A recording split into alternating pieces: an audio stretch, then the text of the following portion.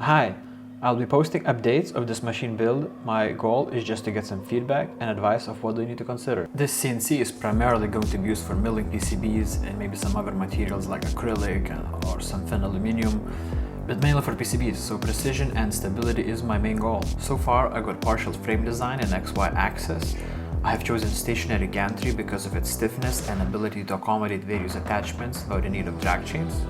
It's simpler and you have more space to integrate things like a dust tube or some cutting oil dispensing system. I'm using C-beam profiles because I have some on hand, and for the other extrusions I have a vendor that has a good pricing and can pre-cut all the pieces to length.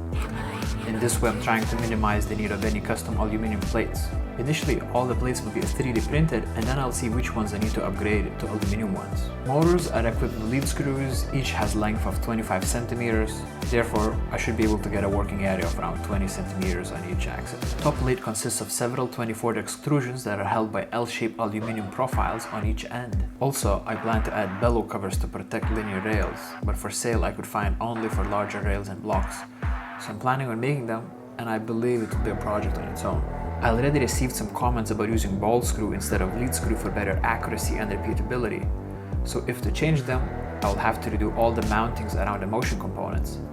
It's hard to find ball screw with high precision that has less than 2mm pitch, so I might need to use belts and timing pulleys to gear down for high resolution. I think my goal is to have around 5 micrometers per step. For the controller, I have one based on Fluid NC firmware. It's a 6-pack universal controller with many options for additional input and output modules.